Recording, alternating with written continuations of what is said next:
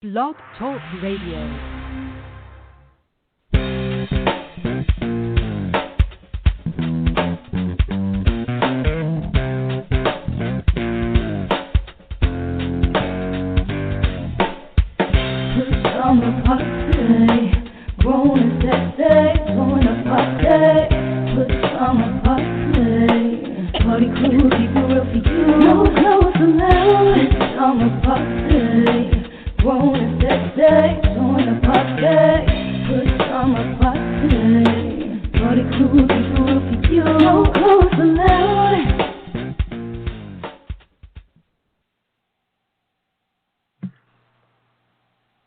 Good evening and welcome to the Friday night edition of the Pajama Party. I'm one of the hosts, Poppa DD. I'm here with Ketel. Hello. And Redwine. Bonsoir, darling. How's everybody? Comment allez-vous? Hey, comment allez-vous, mademoiselle? Even sure. What's up? What's up? What's up? What's up? Everything's cool here. It's the end of Mardi Gras. Oh. What they had I of hear it. some ice. I hear some ice. What's up? Oh. Bad, huh? You sound like y'all started Mardi Gras back up. Hey, since we couldn't go to New Orleans this year, for everybody who couldn't go, you know, we got to do our own celebration. So happy Mardi Gras, everybody. I know that's right. For the ones that can't make it, right? The Mardi Gras. You know, that's right. Speaking of Mardi Gras, they were having a lot of the Mardi Gras celebrations on the porches. So they were mentioning the local artists there. They were making, usually they would make the floats. They were using people's porches and decorating them. I was like, that was pretty cool. Yeah, I saw some of that on the news. Those were beautiful. Yeah. I saw the octopus coming all out the doors and out the windows. Wow. Yeah. Yeah. Yeah, it was pretty amazing. Yeah, I hear you. All right. Y'all ready to get started? Yeah, fire it up. Fire on the docket. All right. All right. For tonight, our hot topics, and they are hot off the press. 35 U.S. Capitol Hill officers under investigation over attack. Wow. Also, Texans devastated by this big ice storm. And Pfizer shot is highly effective after one dose. They started a new study. Our hit and quit it headlines. Judge says Capitol riot suspect must stay in jail. Also, GameStop mania explained. And Ted Cruz blames daughters on vacay mishap. Our cocktail of the week is the Morning Glory cocktail. What's popping with Poppa DD? Of course, we have to lighten it up with our weird news. Sheriff's Office offer Valentine's special for exes. Also, music to my fears. Man swallows earbuds. And also, woman fakes her death and gets an extra year. Also, I'm just saying with Redwine, how does jaywalking end in death? Unfortunate. Living for the city with Poppa DD, my Hollywood wrap-up. I got a lot to talk about tonight. Our kiss the list and the last word. So sit back, relax, get your favorite cocktail, and we'll be back with the hot topic. This is the Pajama Party on Blog Talk Radio. The Pajama Party is produced by DC Homegrown Entertainment at www.dchomegrown.com. The views and opinions expressed on this program are those of the Pajama Party crew and you. So pick up the phone and dial 914-803-4306. That's 914-803-4306 and tell us what's on your mind. There's a big fluffy pillow reserved just for you at the Pajama Party, so call us now. And remember, it's PJs only, no clothes allowed. Pass it on. Log on to www.apajamaparty.com and click the Listen Live banner or call 914-803-4306. Now let's get back to the crew and more of the Pajama Party. Is it tea time, darling?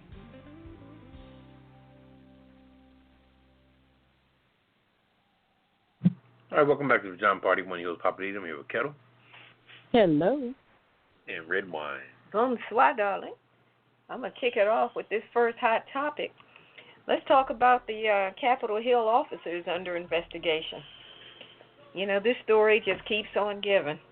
They keep finding more suspects. Now they got 6 police officers that have been suspended with pay over the January 6th siege on Capitol Hill, and 29 officers that are under investigation. The Office of Professional Responsibility is investigating the actions of 35 police officers from that event on January 6th. They have currently suspended 6 of those officers with pay, and Acting Chief Yogananda Pittman has directed that any member of her department whose behavior is not keeping with the department's rules of conduct will face appropriate discipline, according to a statement that she issued. So the investigations have come a month after supporters of previous 45, Mr. Orange Man, his people stormed the U.S. Capitol trying to stop the Electoral College certification of current President Joe Biden. This whole thing, I don't know if everybody's aware that there were 5 people who died as a result of this, including one Capitol police officer. There were a lot of injuries after the mob breached the chamber, which resulted in lawmakers fleeing for their safety. And some of the lawmakers had some family members in there with them, including the previous vice president. What's his name? Mike Pence. He had some of his family in there. So there was a lot going on that day. So far, there have been a total of 250 arrests in relation to the January 6th siege on the Capitol.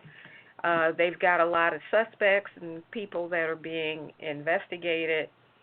Representative Tim Ryan claimed that an officer took a selfie with one of the rioters. Now, I don't know why they're making it sound like a claim. I saw that video myself. Did you guys see that when they were showing some of the footage? We saw one of the Capitol Police take a picture with one of the rioters that came in there, take a selfie. Wow. So I don't know why they're trying to make it seem like it was a claim or something being alleged, unless we aren't supposed to believe our own eyes, right? So now what's interesting is Congressman Jim Clyburn, he's from South Carolina. He was on CNN back on January 10th, and he was saying that he had a lot of suspicions about, who was involved, inside information, a lot of the stuff that we talked about on the show, and I'm sure other people were talking about. So Clyburn said, and I'm quoting him, "I'm saying that I have an unmarked office that you have to know exactly where it is. It's where I spend a lot of time doing my work as the majority whip. And for some reason, these people showed up at that office, but the office where my name is on the door and where my position is on the door was undisturbed." So somebody knew exactly where he actually works versus the office where he just, where his name is on. So I guess he has 2 different offices, but somebody had to have known that. For the people to go to the unmarked office and destroy that and, ransack it and all that kind of stuff. So, a lot of people have been calling this whole thing into question in terms of, did the officers do enough to try to prevent it? Could they have done more? Were some people in, collusion? Is that the word? With this whole thing? So, they were talking about how they knew some people had intended on bringing firearms and other weapons to the event, and saying that based on that, they knew that there was a strong potential for violence and that Congress was the target. So if you knew that in advance, why didn't you have more, protection out there? So it's really starting to look bad for a whole lot of people that were involved. If you had all this inside information, intel, all of that, how did it still end up going down the way it did? Well, one, I did, to elaborate on what you're saying, there was a woman there, and she was a guided tourist. She was guiding a tour and telling people where to go. Now, I don't know if they charged her or not, but she seemed like she had some type of map or something, and she knew exactly where to go. That's probably what happened when the people came in a day or two before on these quote-unquote unguided tours. They were scoping out where they were going to go. People just need to be held accountable. And I hope they just don't sweep this shiggity underneath the rug, because here we go again with the same shit, different day. I mean, look what happened to 45. They just shrugged that underneath the rug. So it's got to be some accountability. That's how I feel. Yeah. You quiet over there, Papa. What you think? What's on your mind? I'm just thinking about the big picture of everything. It all stinks out loud, and I don't know where people think. They're just not thinking. Starting off with Donald Trump, his whole attitude during the whole election. You know what I mean? Throwing lies out there and people to go along with what he's saying, like he's some kind of messiah, And it's almost at the point where, white folks going to get to a point where ain't nobody going to believe a word that comes out of none of their mouths, because it's getting to the point where they all crooked, and you hide behind the white skin. You want a sense of honesty based on your purity of your white skin, but you're full of crap, and it's getting deeper and deeper. And blacks have been accused for less, and that's what's scary, is that black folks were just blackballed just by being of a certain complexion, and white folks are going in like 6 different directions, where you don't know what to believe or who to believe or what's going on. The ones fighting, you got the Ted Cruzes, you got the all the different ones got their own opinion and views on everything.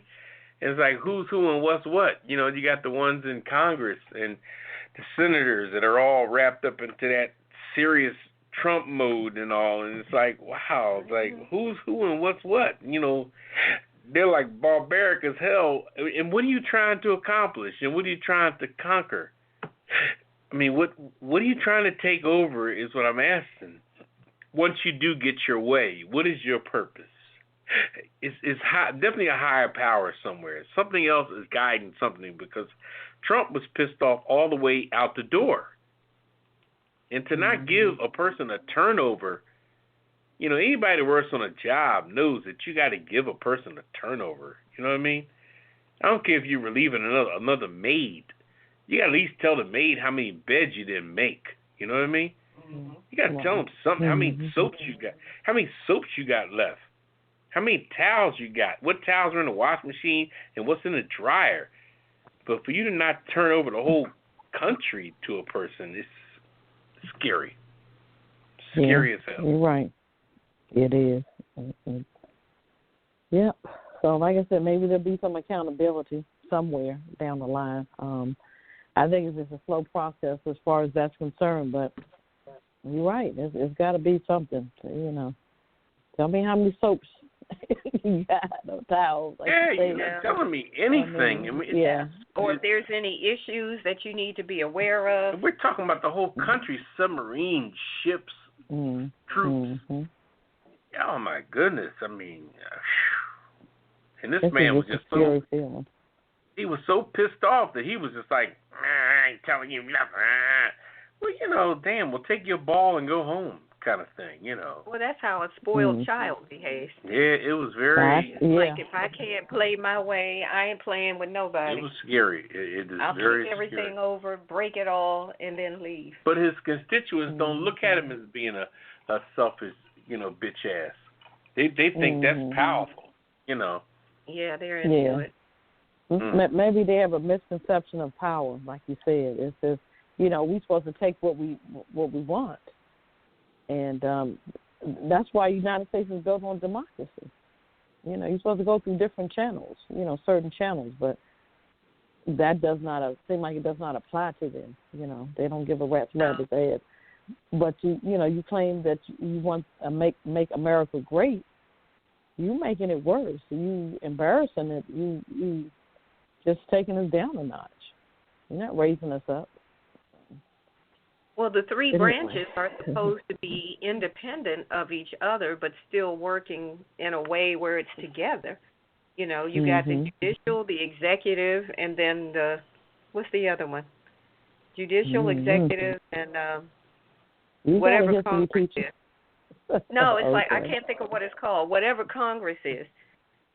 Judicial is the courts, executive is the White House, and whatever Congress is called, that branch.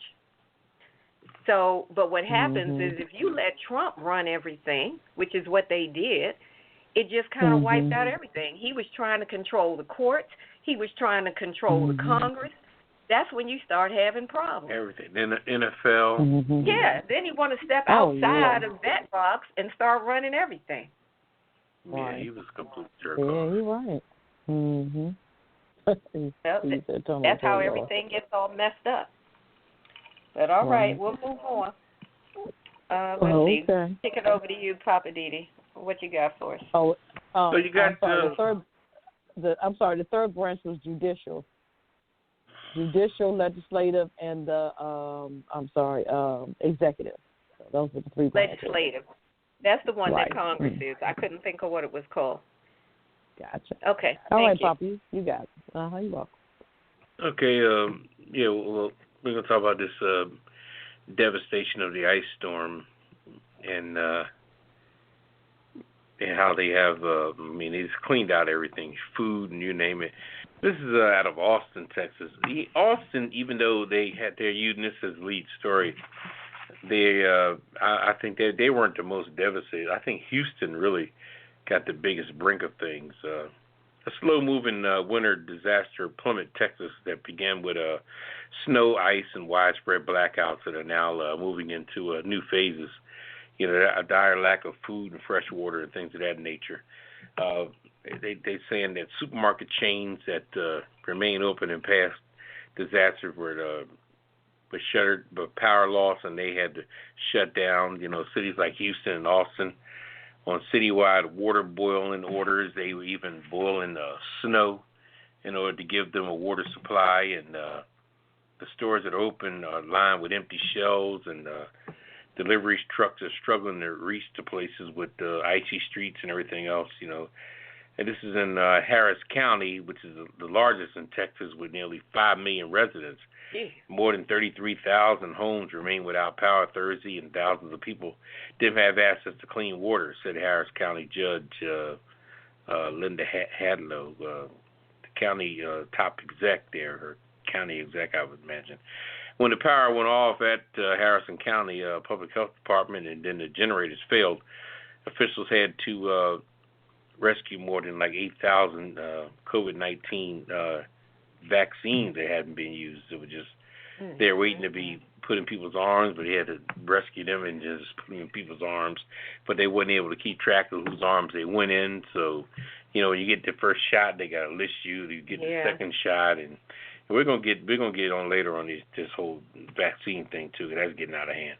Anyway, Texas officials had ordered 7 million people across the state to boil tap water before drinking it, following days of record low temperatures that shuttered water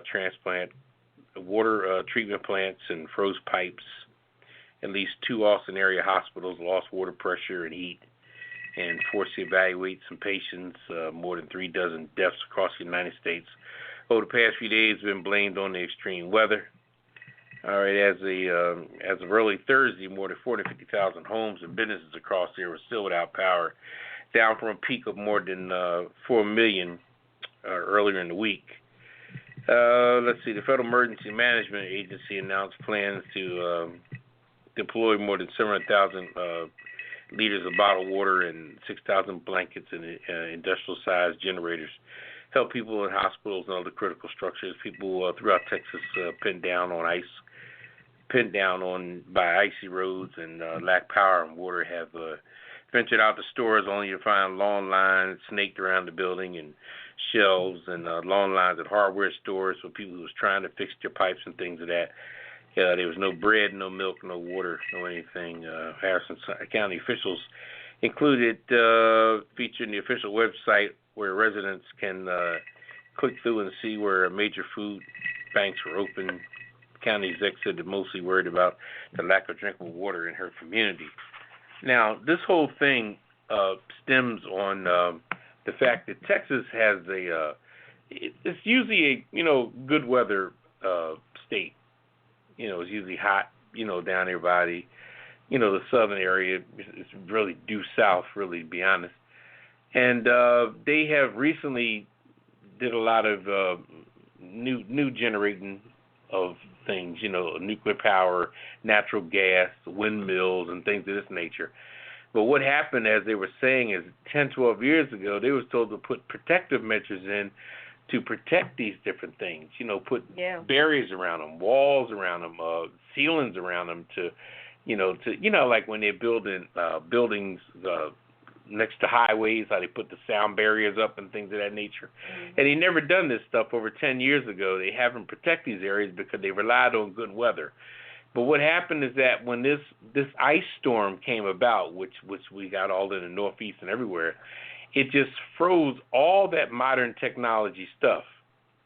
And it gets deeper because the governor was trying to blame the people who was running it, because everything is outsourced nowadays. So the Governor Abbott, who's another Republican jerk-off, he's trying to blame the people who are doing it, but they're sticking to their guns, the ones that oversee all that natural gas and windmills and things like that, saying we told the state that they have to protect these areas, and they haven't protected it, and it got in there. So when stuff shut down and the wind dropped and when the temperature dropped, stuff just froze. And when people's power went down, the one thing in your house that happens is the common aspect of when your house gets cold is that your pipes freeze. And you have to understand that when pipes freeze, especially faucet pipes are only hold water all the time. The only thing that stops faucet pipes is a shutoff valve. When you go to put a new faucet on or put a new toilet in, all you're doing is shutting off the shutoff valve. Water is initially cut off from the main area of your house, your industrial area where your hot water heater is and your main water valve. Once you turn that main water valve in your house, water's running everywhere. And it's in the pipes, waiting to be served. Whether you cut the heat on, you cut this on, you cut that on, you want to wash your face, wash your ass, whatever. As soon as you turn the faucet on, hot, cold, whatever, water's coming out. But in the meantime, water's in these pipes. So when the temperature dropped, like it did drastically in Texas, where nobody expected it, simultaneously, stuff just started bursting. I mean, I saw icicles hanging from people's ceiling fans. Yeah, that was crazy. Absolutely crazy. And that was the result of it. The pipes were bursting, and it was just below freezing, and these were all big, beautiful houses, suburban houses. One thing about life was Trump is trying to make people feel different when it comes to his own constituents. Mother Nature has no discretion on who she's going to do in. That's just nature. If it's cold and your pipes freeze, that's just your house. It doesn't matter whether you live in an apartment or your house costs $1 million. It doesn't matter, And we'll get on later on about how Mr. Cruz made a move out to one place, and they said that he even got texted. His wife got texted saying she's freezing in the house because their power went out as well. But they figured, what the hell? Let's just go to Cancun and clean up when we get back. But that's another story we'll get into. But just to give a synopsis of what happened in Texas, and this pipe bursting was going on simultaneously all over the state. It was crazy. And people losing their mind. They were cold. Their house was ruined. They were finding warming places to go to. It was just a mess. Still is a mess. And and it's just it's deep. It was a domino effect on everything. I even saw besides Texas, Saudi Arabia. Out there in the desert, they had snow with the camels and everything. I guess the camels are confused. Yeah. Like, what the heck is going on? So that was crazy. And they said Saudi Arabia got snow. Which goes to show you we have to pay more attention to things other than the Republicans carrying on. Life just like Martin Luther King said a long time ago, he said, God has not yet turned this world over to Governor Wallace. George Wallace does not run this crap, okay? And we need to understand that God has not yet turned this world over to Donald Trump. This is not his world, not at all. And if we continue to be led like those fools are being led, we got to keep resisting, so. Well, I read that back in February 7th, that meteorologists at the National Weather Service started warning Texas officials about an incoming winter storm that was going to have a really bad cold spell. Now, that was February 7th. They started telling them that we see stuff coming. It's going to be really cold, something that we're not accustomed to dealing with, and that we need to start getting ourselves prepared. So your boy Greg Abbott issued a disaster declaration for each county, but that's all pretty much that was done. And then the power grid, after people were told that the power grid would be okay, problems started happening Sunday night. Part of the power grid started going offline. People started having problems. Equipment started freezing. And, of course, then the demand for electricity started going up. The colder it got, the more power people started, trying to use to stay warm. Exactly. So then that just creates, like Ketel said, the domino effect. And part of the issue down there, too, is that they are on their own separate power grid. That was something that happened years ago. Texas decided we don't need to be part of whatever is the normal way of doing the power grid. City. They're on their own situations there with the power grid. So when that stuff messed up, it messed up bad.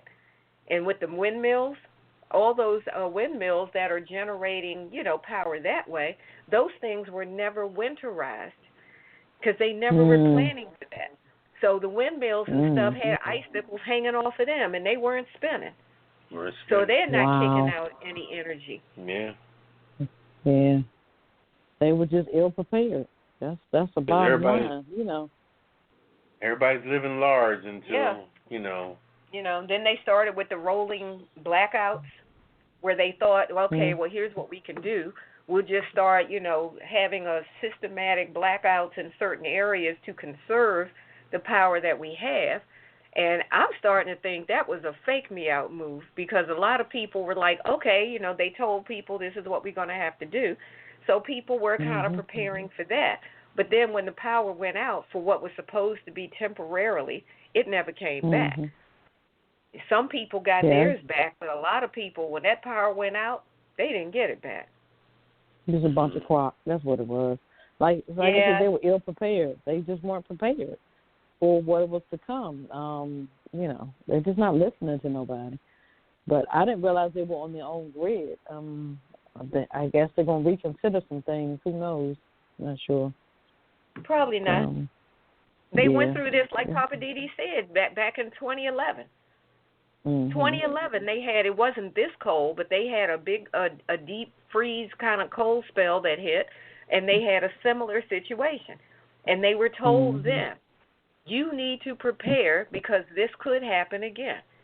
And then they knew what they needed to do, but nobody did it. I guess they figured, well, it didn't happen 1 year later, 2, 3 years, 4 years later, so we good. Let it roll. We good. Well, if you guys got any questions or comments, hit us up tonight, 914-803-4306. Press 1. Get in the queue. Press 1. All right. I got the last hot topic for tonight. Back on these vaccines, Pfizer shot is highly effective after one dose, they're saying. This COVID-19 vaccine developed by Pfizer and BioNTech generates robust immunity after one dose and can be stored in ordinary freezers instead of the ultra-cold temperatures. So the findings provide strong arguments in favor of delaying the second dose of the two-shot vaccine, as the UK has done. They could also have substantial implications on vaccine policy and distribution around the world, simplifying the logistics and distribution of the vaccine. So a single shot of the vaccine is 85% effective. Sounds pretty good. Better than 50, 85% effective in preventing symptomatic disease 18 to 28 days after being administered. So Pfizer and BioNTech recommended that a second dose is administered 21 days after the first dose. Okay, sounds like you're contradicting yourself. I mean, but these studies are saying the first dose is good, but they're saying that it's recommended that a second dose is administered. Okay. The finding is a vindication of the approach taken by the UK government to delay a second dose by up to 12 weeks so it could use limited supplies to deliver a single dose to more people and could encourage others to follow suit. Almost one-third of the UK's adult population has now received at least one vaccine shot.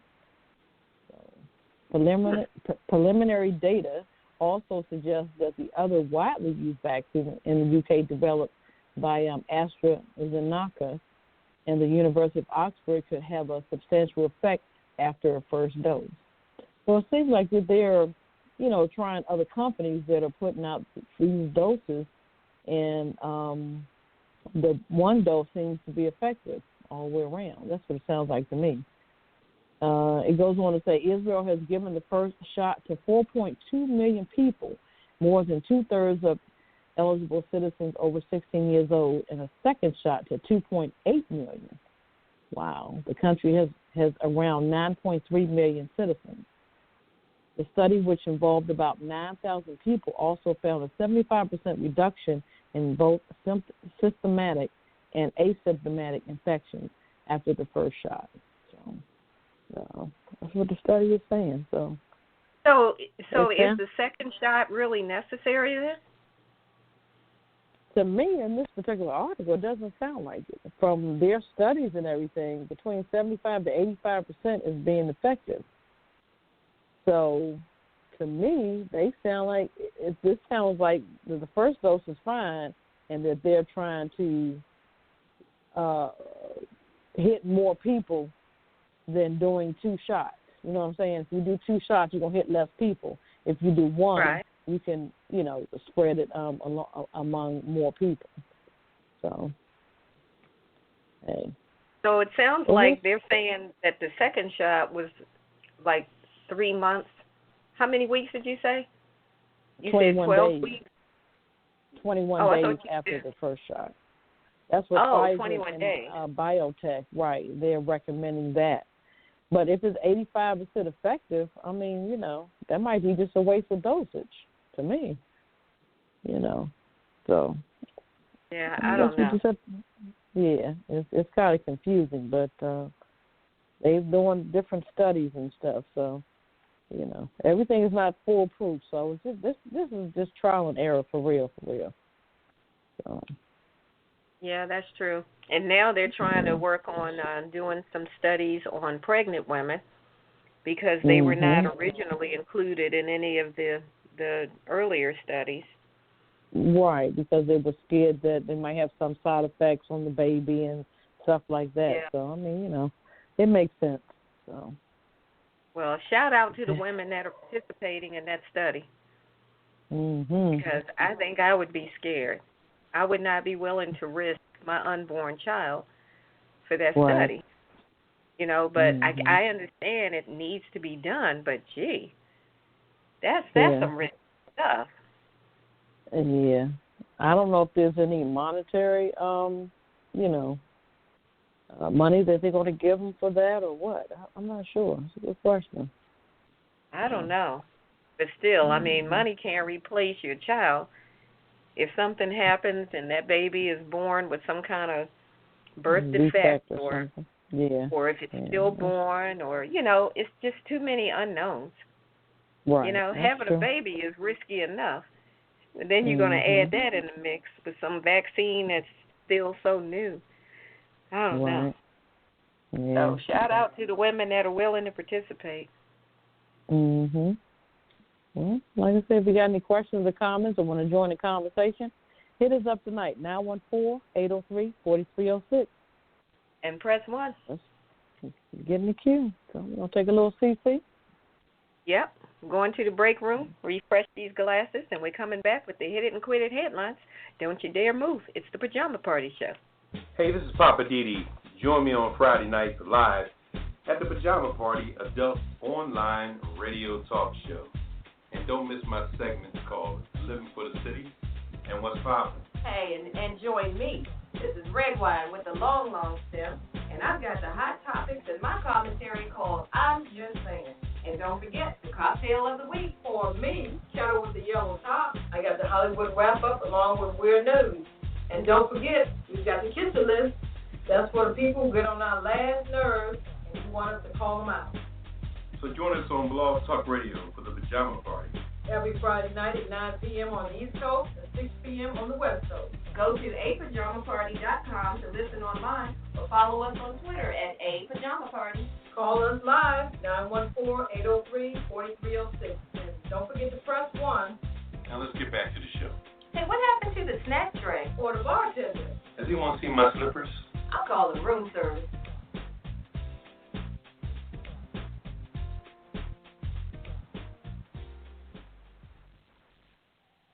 All right, welcome back to the Pajama Party. One of those Poppa DD. I'm here with Ketel. Hello. And Redwine. Bonsoir, darling. Woo, it's time to hit 'em and quit 'em. Bang, bang, bang, bang, bang, bang. All right, I'm going to hit 'em and quit 'em first. Let's go back to the Capitol riot. That, like I said, that's the story that just keeps on giving. So I've got one about the zip tie guy. You remember the guy that had the zip ties that was running around in the Capitol? Apparently his mother was there with him during this whole situation. So there was an opinion on Wednesday that a federal judge said the Nashville man and his mama were charged in the deadly riot at the U.S. Capitol, that they have to remain in custody because their release on bail would threaten national security. So I guess they thought they were just going to pay their bail and head on home. So the guy's name, and make sure you put him on the kiss it list, Eric Munchell, who's also known as Zip Tie Guy, in the aftermath of the January 6th insurrection, and his mother, Lisa Eisenhart, will be held until their trials. So they will not be able to make bail and go home. Federal prosecutors say that they were part of the pro-Trump mob that stormed the Capitol, and investigators have identified Mr. Munchell, Zip Tie Guy, who is 30 years old, and his mother, Eisenhart, who's 56.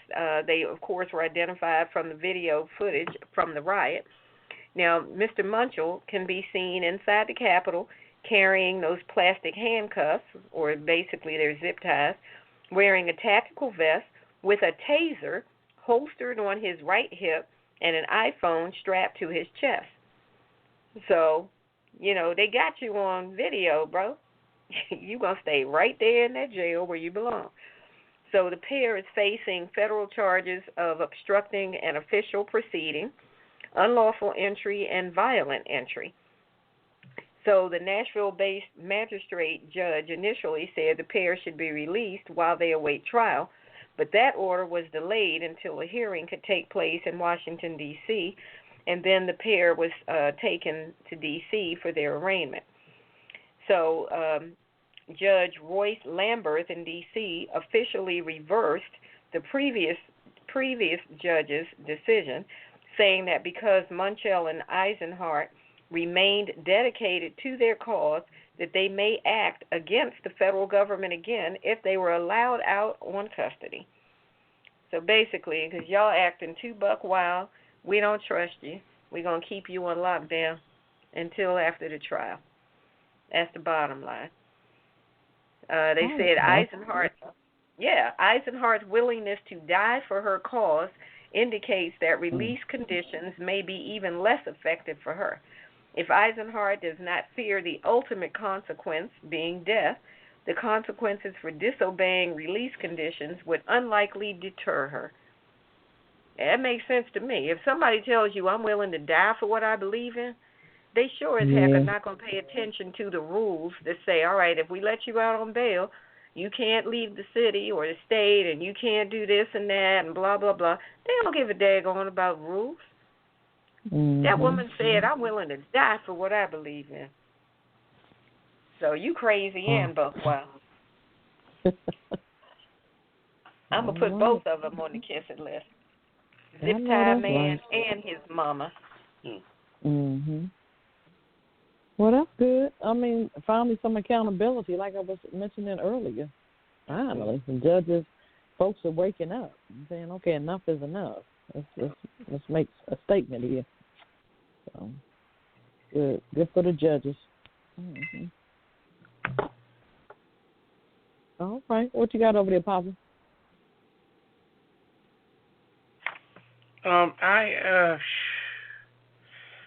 We had a story here about the GameStop situation. It's just a brief over on, what happened with that whole situation where a bunch of investors got together to max out the stock on that particular situation there, and that left a lot of things up in the air at the end of the day with that, because I just feel that even though you're an amateur stock person, you're never going to beat the big elephant in the room.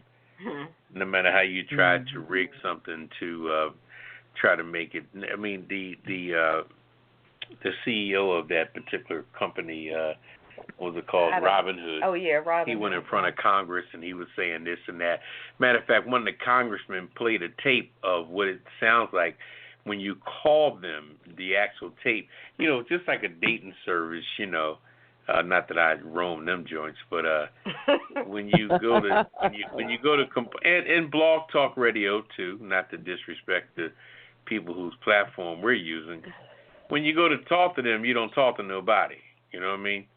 And a lot of companies are doing that. They feel like they kind of address you from afar by putting you in a dark zone, and they just giving you a recording of who's going to get it, and a couple of days later somebody pulls it up and they look at it and analyze, and they send you back an email. Email to email, like unsight, unseen, which is kind of, very disrespectful because, they want real money to come at them to use their services.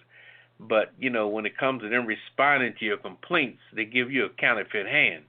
And you got to wait 2-3 days to get an answer.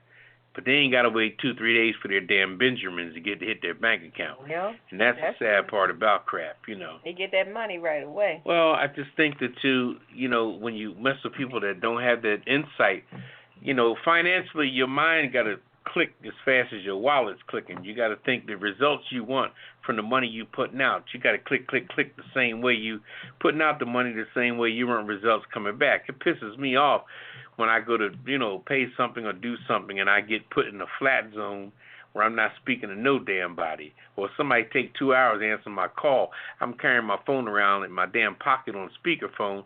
I done washed the car, waxed the car. I done fucking took the fleas out the cat and all kind of shit, and then nobody still didn't answer. So, it just kind of pisses me off that society's getting that way. And, getting back to GameStop, the whole situation with that, is that, the little people, they made a point that day and they kind of freaked out the other people like that. But don't think you're going to freak out millionaires and billionaires, you know what I mean? Because as soon as they press that hot button, they can blow you out their exhaust, pretty much. They'll work with it and see what's happening with it. They'll see something adverse. You know what I mean? It's almost like a fart in the room. You smell it for a minute, you say, who did that?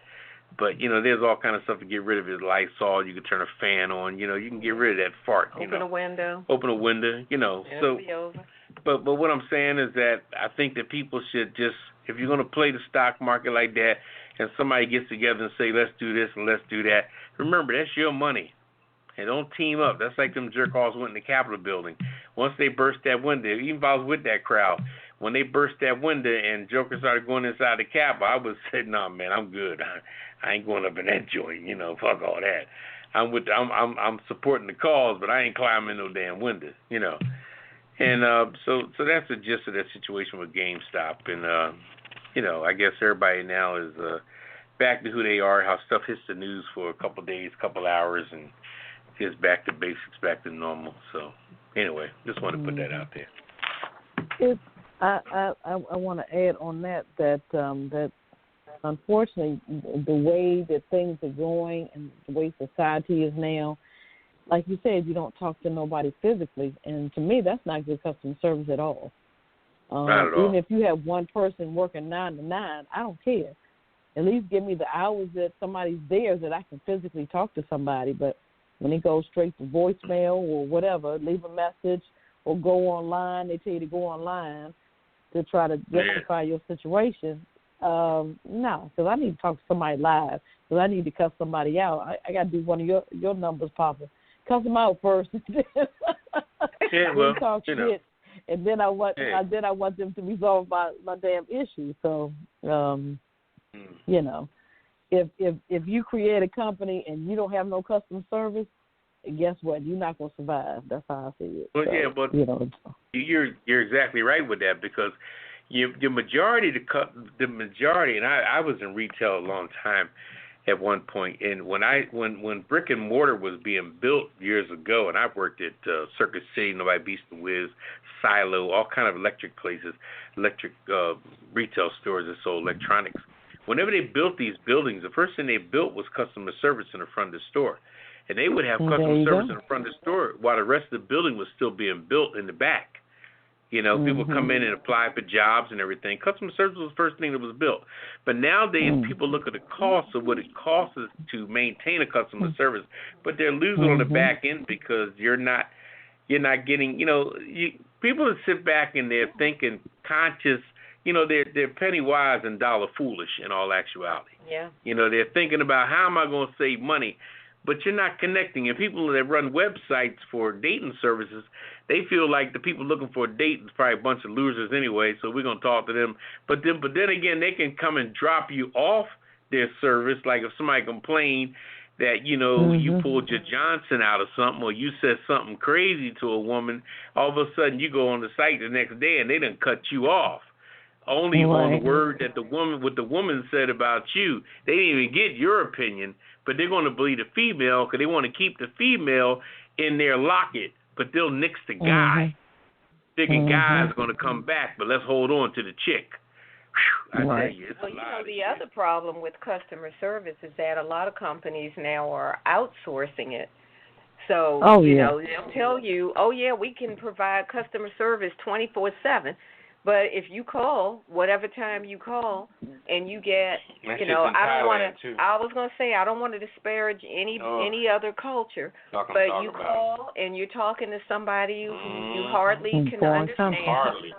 And then you have to keep explaining what you're saying. Oh, yeah. And they keep repeating, okay, well, I understand what you're saying. I appreciate this and I appreciate and thank you for calling. I'm like, look, can you just solve this? That's because you're talking the first or second generation of that. They're not even singing you to a Korean joint, but they're singing to the grandmother whose accent is so damn strong. It's rough. You ain't even talking to people in the 40s or 50s. Honestly, at that point, I would almost rather get the recording that says, we're here to help you. Go to our website and send us an email with your problem, and we'll get back to you in 24 hours.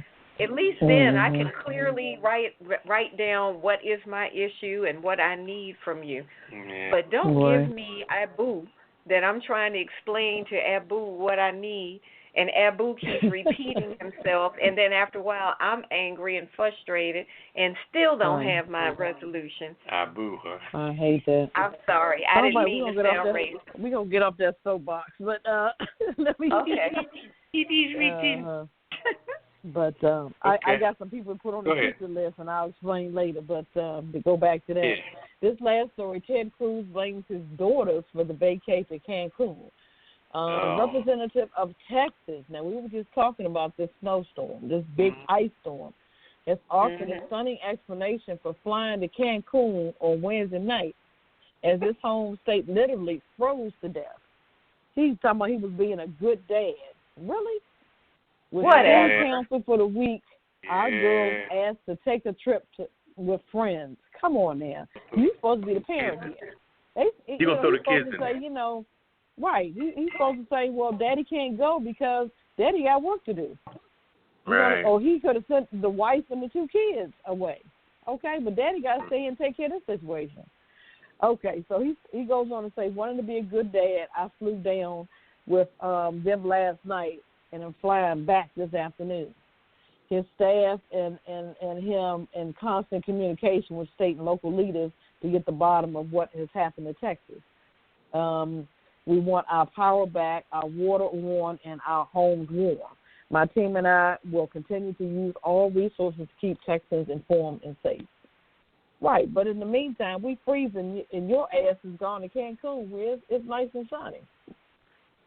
So he claimed he came back the following day or 2 days later or something. But it's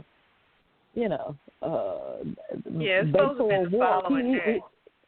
They said that Beto O'Rourke, which he beat when he was running for this particular position, Senate position. Beto O'Rourke, he lost, but he was calling on senior citizens and seeing if they were okay. You know, you don't hear anything that Cruz was on the phone. Let me tell you something.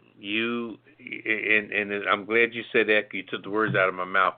You know, the one thing you got to see is, for one, that God don't like ugly, first of all. Okay, and all these people get their just due after a while. But you just won an election, which secured your fat ass for 6 more years.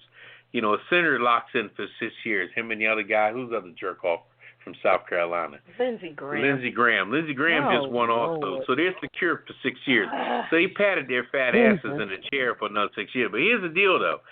Now that you have won for 6 years, you really don't give a crap. Now, this is the same man that was believing Trump with all that crap and was against the different, when they was going in for the electoral college votes that day. Remember, he was making them go away out the other room to discuss why he was one of the main ones doing that. Now, you've done all this crap to put your name in the limelight of being such a MAGA person on Trump's side and believing the lie and all that jazz. And now 3 weeks later, you got goat ears on your ass.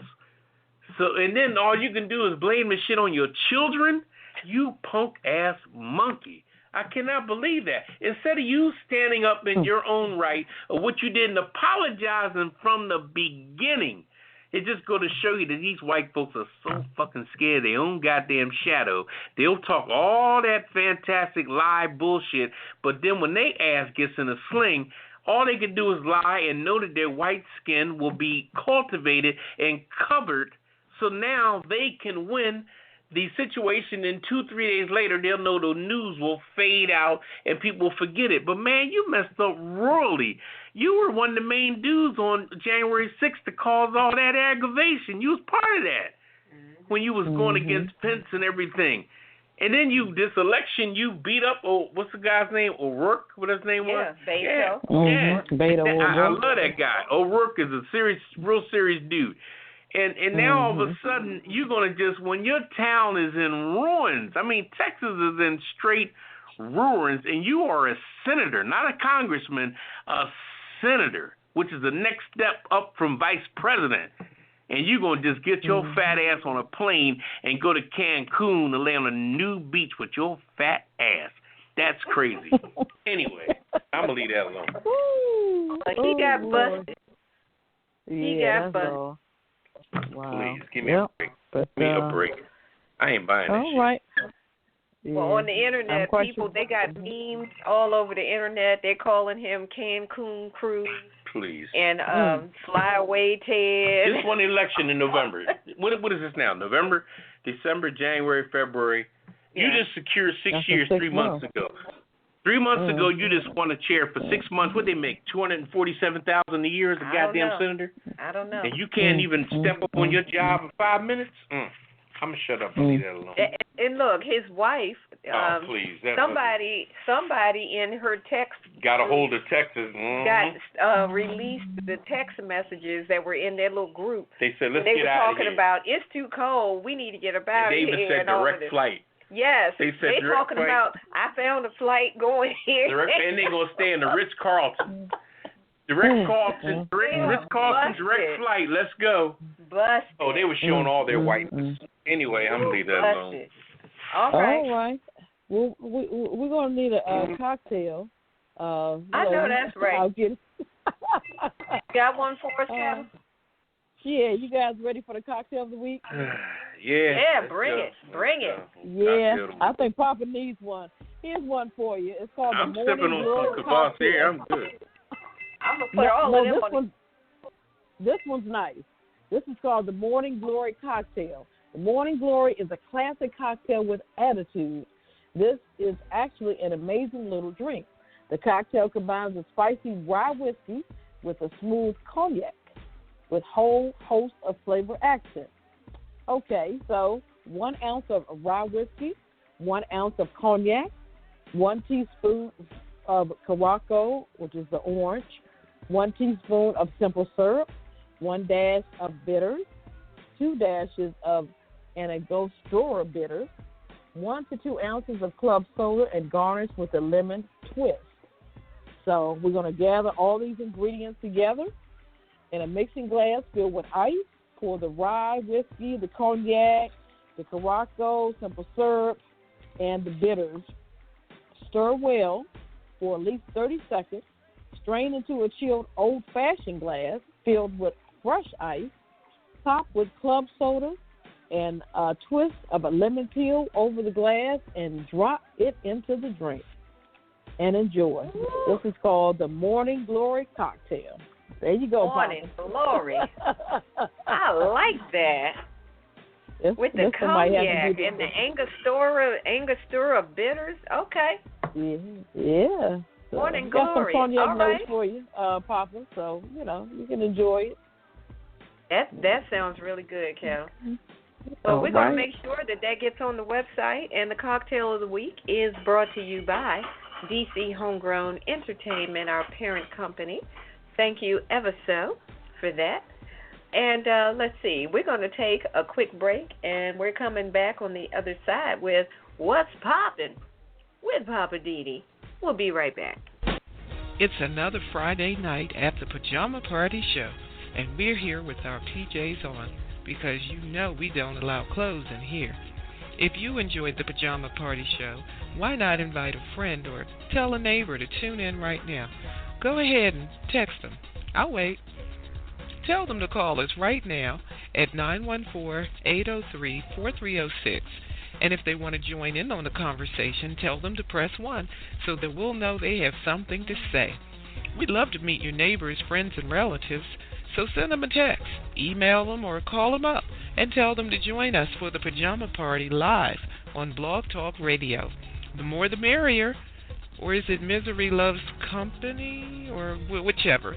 Tell them to call us up on 914-803-4306 if they just want to listen, or press 1 if you want to join the conversation.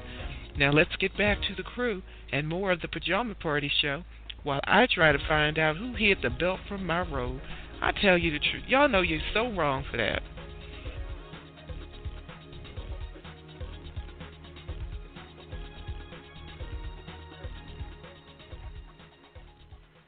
All right, welcome back to Pajama Party. I'm your host, Poppa DD. I'm here with Ketel. Hello. And Redwine. Bonsoir, darling. It's time for Poppa DD Worldwide. Poppa DD, what's poppin'? Wow, I was watching, and I got to give him props before I go into the story. Tony DeCopa. He's on the CBS Morning News with Gayle King. And he did a subject this morning that I was fully aware of, but I just wanted the world to be aware of it. And he talked about, he went into his own town. He was from Bergen County, a place called Lyndhurst, New Jersey, where he was from, was a suburban town. He talked about his grandfather and everybody up there who moved there fresh out of World War II. Now, World War II was one of the wars where everybody that came out of World War II had a GI Bill, which entitled you to buy a house. Didn't matter about your credit, nothing like that. You served in World War II and you was eligible for that. But now the twist of that was the fact that, as you know, it always has a twist when it comes to black people. Black people was not allowed to buy the land of the buy land from these people that owned the land. One of the main characters was William Levitt. William Levitt was in the Pennsylvania area and the New York area. He owned which is now Levittown, Pennsylvania, which is in Bucks County. And you got Levittown, Long Island, which is up in Long Island, New York. Now, he was a very prominent racist joker up there that owned that land. He wouldn't let black people do his stuff, but he one of the famous guys. All the other guys were unknown name-wise. But the point I'm making is the fact that this is the reason why a lot of our black families ended up in the city. We ended up in Philadelphia. We ended up in D.C. We ended up in Harlem. We ended up in all these different city areas, legitimate city areas, Wilmington, wherever. Only because we couldn't move to the suburbs, because the suburbs was off limit because they wouldn't let us up there. That's where the new houses were being built. That's where new construction was and everything. But the backdrop on the suburbs is that the suburbs was about 50 miles away from the city. Now, these were all flat lands that they built land on. But white folks didn't realize that the disadvantage of being up in the suburbs was the fact that you were now not connected to the city. So a lot of them had septic tanks and all this other shit you're not connected to the city with your water, with your gas, your electric. They got propane and all this other stuff to run these stoves. The house looked pretty on the outside, but it had a lot of artificial insemination in order for their survival. Okay? But they didn't mind because they wasn't near Negroes, so they were cool with that. Okay.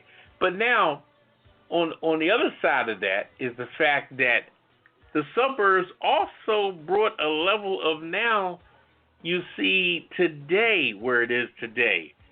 Why are some of these suburbs the way they are now, where mostly white folks dominate those?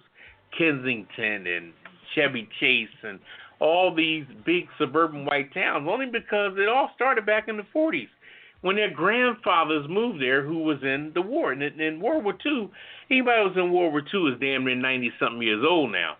So this is their grandfather, passed down to their fathers. So people in their 40s and 50s now that your friends, if you're a 40 or 50-year-old black person and you have white friends that live an hour away from the job where y'all work together, that all started from their grandparents and what we weren't allowed to do, and they're still running out to the suburbs, so to speak. So it really goes back to there from the beginning when it first happened, when that was first built. And when I go to my next segment, I'm going to show you the flip side of the suburbs of white folks and how it's a disadvantage to them in the long run. But I'm not going to speak on it now. When we get later on to living for the city, I'm going to show you what the flip side is on that situation with that. So hold on if you can. And I hate to do, preemptive stuff like that and put a tease in it.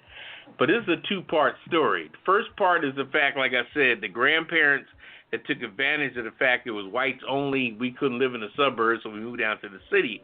But this is the advantage later on what would freak white folks out later on up in the suburbs. And we'll talk about that later on in Living for the City. All right, now. Hey, tell me. All right, that was a good one. Right. Good information. I'm going to have to start watching that newscast in the morning. Yeah, well, I knew that. My father told me about that a long time ago. It was really sad how they weren't allowed to. Blacks had to. This is why we're all dominated in the city, because we weren't allowed to move to the suburbs. And this is why wealth is not balanced in America. Wealth is not hardly balanced because of the gift of people that it's getting. But we've learned to deal with what we have, and that's the beauty of us, is that we can take a dollar and stretch it in a whole other way. And that's what you always have to learn to do. You shouldn't think, you can't miss what you never had. Let me put it like that. Was it Tupac that said make $1 out of 15 cents? Man, well, like I said, you can't miss what you never had. I don't care whether mechanical or a person. All right. All right. Well, thank you for that one, Poppa DD. Yeah, that was a good one. I also see that I was reading a little bit on him, and what you were saying was kind of verbatim. He created Bel Air at Bowie also, from Bowie, Maryland. Yeah. Really? Oh, yeah. William Levitt. And, and just as a footnote, here's the real interesting. One day, and this is very interesting, one day they were doing a tour during the Trump administration, right? The kids were in the White House doing a tour of the White House. And Trump went up to the kids doing a tour one day when he first became president, about maybe a year and a half into his presidency, and said, "Hey, kids." And they said, oh, my God, President Trump. He said, "Look, let me tell you about a man named William Levitt. He was a great man. He lost his way but he was a great man. Now, why would Trump tell kids about William Levitt, who was a racist ass, who owned a bunch of property around the world and wouldn't let black folks into it, but Trump tried to ingrain him like he was Dr. King or somebody. And that's what's going to show you. Trump has some deep history on what his true beliefs are. So don't get it twisted. But doesn't that seem like such a random thing? It was a random thing, but they looked at Trump. They looked at William Levitt as a hero because he was one of the main people keeping blacks out the suburbs. William Levitt, look it up. Wow. But he lost his shirt after a while because he went crazy his damn self. Like I said, we'll get a continuation of that. You can't have it all. No, you cannot have it all. God don't like ugly, honey. They try, but you cannot have it all. All right, well, before we lighten it up, let's take a CC break, and then we're coming back to lighten it up with the weird news. So we'll be back on the other side of the break.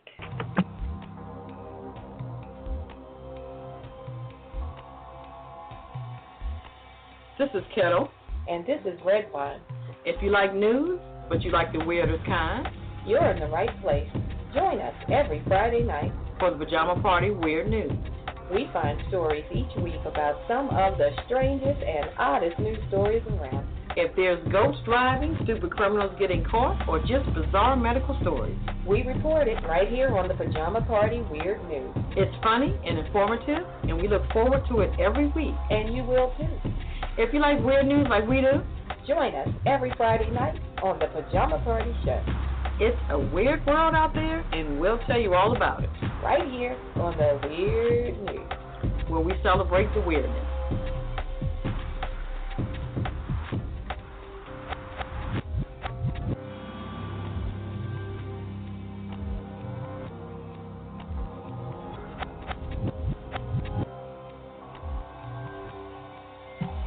All right, welcome back to Pajama Party. I'm one of the hosts, Poppa DD. I'm here with Ketel. Hello.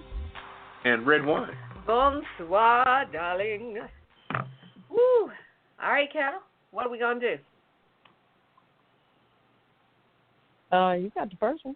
First weird news. Okay. I was waiting for you to say we're going to lighten it up. Oh, we're going to lighten it up a little bit.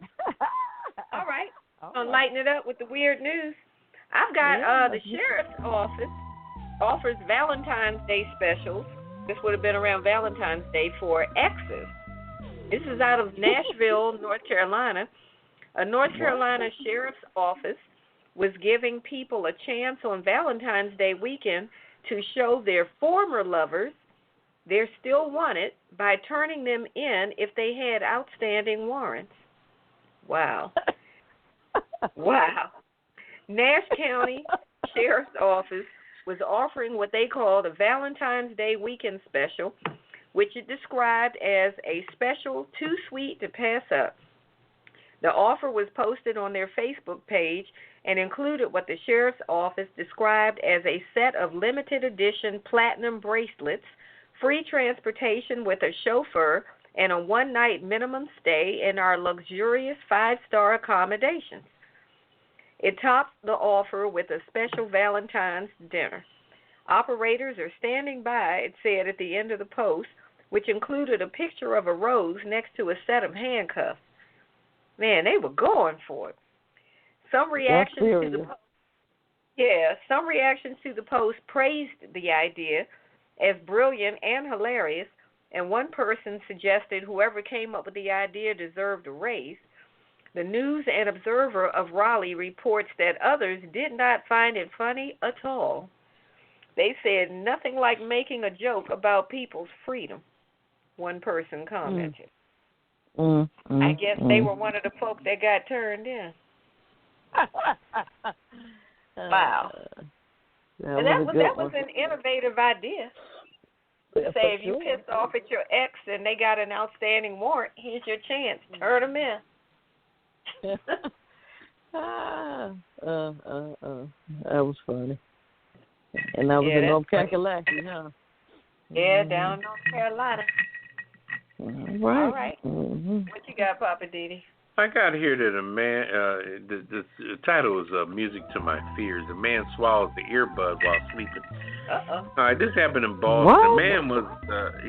A man is warning. He's now warning people against using headphones while falling asleep after healthcare workers had to remove a wireless earbud from his esophagus. Okay, this happened in Worcester, a resident, which his name was Brad Gunther, who detailed his bizarre experience in a Facebook post. He went to bed Monday night, listened to music, and woke up Tuesday morning and went out and shoveled snow. He was in the Boston area for about an hour, and then went inside to take a sip of water, but the liquid wouldn't go down, so he had to lean over to drain the water from his throat. Gunther also noticed that he was missing one of his two wireless earbuds, which typically he used to fall asleep. Gunther's son suggested that perhaps his father had swallowed the earbud. He said it out of nowhere, but come to be true, which is exactly what happened when he went to the emergency room, because he was getting short of breath, and the X-ray revealed that the little earbud was stuck in the middle of his esophagus. Yes. So he's just preaching the gospel now, telling people don't go to sleep with earbuds, because this earbud rolled off the pillow down to his mouth, and as he intaked the bud and swallowed it. So this stuff can happen. He's lucky to be alive. Yeah, be careful. Get the wire. He must inhale very deeply. Well, it's just an earbud. Well, so when use wireless. When you sleep. Yeah, I guess you do when you sleep. Yeah. I'm just saying, you have to be inhaling very deeply. Well, you never know. Some people suck in an earbud and then swallow it while you're sleeping. Some people sleeping with a dog. You don't know what the hell going on. You know what the dog put it down his mouth, Papa. Some people got to fucking. Some people sleeping with the dog's ass in their face. No. I just think if something ended up in my mouth, I would wake up, but that's just me. Moving on. Okay. I think we better. In Charlestown, West Virginia, a West Virginia woman who tried to fake her death to avoid being sentenced for health care fraud has received an additional year in jail. We're going to put her on the kicker list.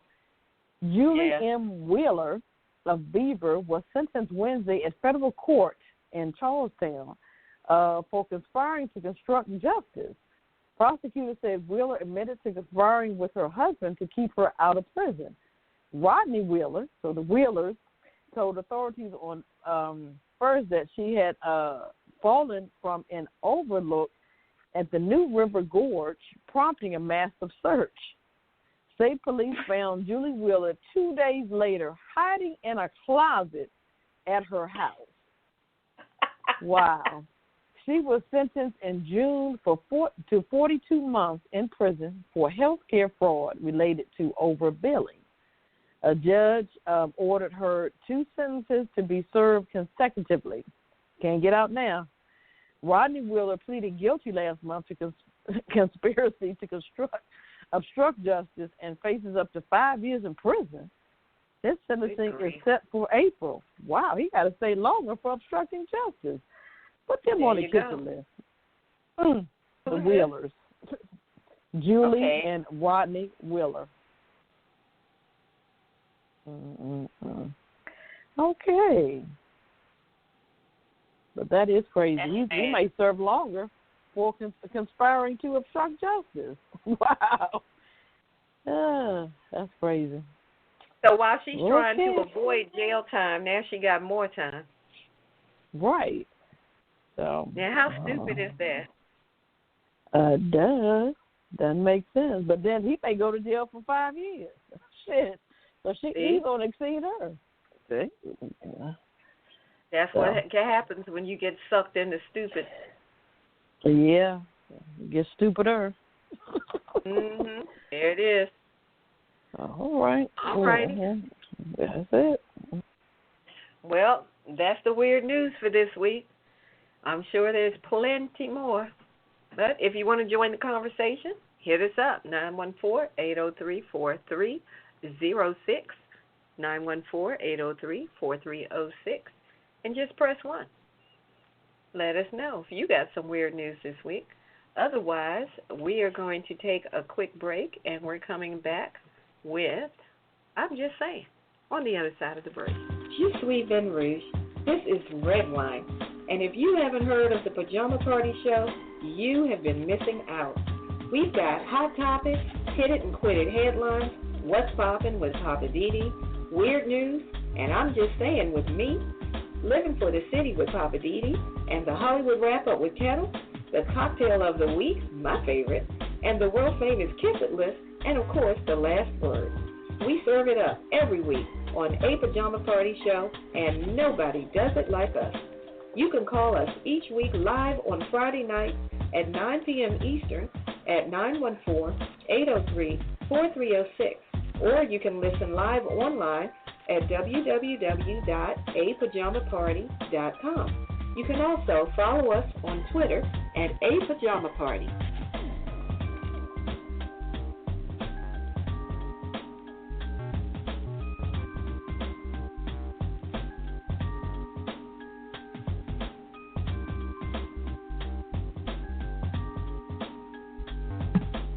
All right, welcome back to Pajama Party. One of the hosts, Poppa DD. I'm here with Ketel.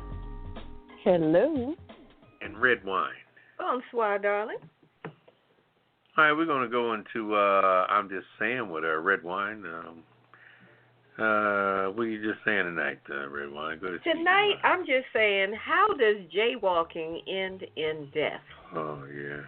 This doesn't make sense at all. Not at all. So here we go again. Sheriff's Department in Orange County, California, released a video on Wednesday of a fatal officer-involved shooting that actually happened last year that resulted in the death of yet another black man who was stopped for allegedly jaywalking. Allegedly. Okay? Allegedly. And I'm using my air quotes. Allegedly jaywalking. The video showed two unidentified deputies who were part of the county's Homeless Outreach Division who stopped this brother named Kurt Reinhold, who was 42 years old, where they saw him near a busy intersection in San Clemente. These two deputies approached Mr. Reinhold after debating with each other about whether or not he was jaywalking. Yeah. And then they decided, we're going to stop him. Mm-hmm. So they started telling him to stop walking. He ignored them, and then he asked them, they asked him first, are you going to stop walking or do we need to make you stop? So on the video, you can hear Mr. Reinhold saying, stop me for what? I'm just walking. Leave me alone. You know, he's basically like blowing them off. Like, I'm just walking. What are you talking about? Leave me alone. Next thing you know, these deputies jump on the guy, wrestle him down to the ground, and then you hear one of the deputies on the video say, he's got my gun, right before two shots get fired. So you hear, he's got my gun. Boom, boom. Now the brother ends up needing CPR, and then they pronounce him dead on the scene. Yeah. All of this because these two deputies debated over whether or not he was jaywalking and decided, let's go stop him. Mm-hmm. Now, it turns out this man was a homeless man. These two deputies were supposed to be part of a homeless outreach division. How the hell did this happen? If you're part of the outreach division for the homeless, you're supposed to be helping. How do you end up in a situation like this? And this man ends up dead over allegedly jaywalking? This is insane. So, like I said, they performed CPR. They pronounced him dead on the scene. And I'm just saying, how does an alleged jaywalking situation end up in death? Now, this happened 4 months after George Floyd was murdered by a white cop in Minneapolis. Just 4 months after George Floyd. Mr. Reinhold's family has now filed a wrongful death lawsuit. And like I said, it was later revealed that Mr. Reinhold was, in fact, homeless. His family's lawyers reviewed the video and said there was absolutely no justification for those deputies to stop him in the first place. They were just harassing him, plain and simple, just messing with him. They accused him of jaywalking, and now Mr. Reinhold is dead. I think these two deputies looked at this black man probably, with him being a homeless man, he probably appeared to be someone who didn't have a lot materially. He might have looked like he wasn't quite sure where he was going, or maybe he did, whatever. It doesn't even matter. The fact is, this black man was just walking, and they decided, we're going to go over here and tell him, you need to stop, so we can, whatever, question you, shake you down, whatever the thing. It doesn't even make sense why they stopped him in the first place. I don't know if they would just needed something to do. Were they looking to be entertained? You're supposed to be on the homeless outreach, you know? Why are you messing with the homeless man? They didn't know anything about him at the time, but they looked at his appearance. They probably saw a ill-dressed black man.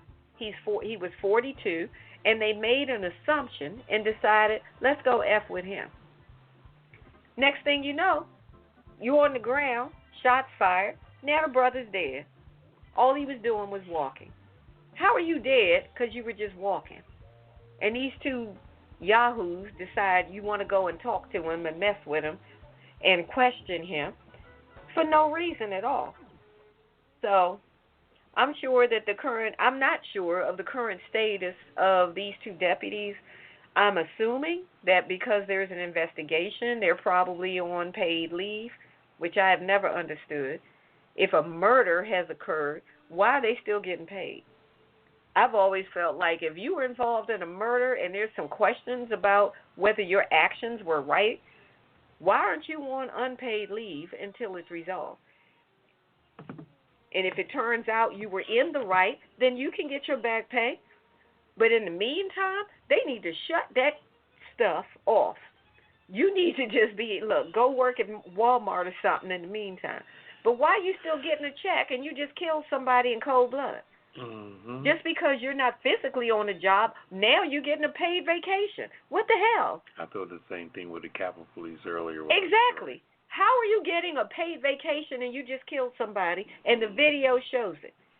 This is some bull America. It is. That chickadee needs to be shut down. Mm-hmm. So I just hope that by the time this is resolved, that these two deputies end up in jail. We know it won't happen, but I can hope. Yeah, because the guy who was running things, the 4-star general, was white as snow and stuff. Well, there you go. So he was, like Ketel was saying, there needs to be accountability. We're never going to get real accountability if the people who are holding people accountable are in cahoots with the people who are doing the wrong. All friends. That's like the fox supposed to be monitoring the hen house. Mm-hmm. He trying to eat the hens. How you going to have the fox watch the hen? Give me a break with the bull crap. There you go. Anyway, this is Redwine. I'm just saying, jaywalking should not be punishable by death, especially when it's not even real. That's all I'm saying. That's beautiful. Bull crap. That was a good one. Did they have the deputies' names? The two deputies' names? I'd have to look it up to get their names. Yeah, frickin' frack. Okay. Yeah. We just call them frickin' frack, like Poppa DD said. Put them on the kiss it list. Put them on the kiss it list. Yeah, for sure. Yeah. Hansel and Gretel. Yep. And frack. Yep. Crazy.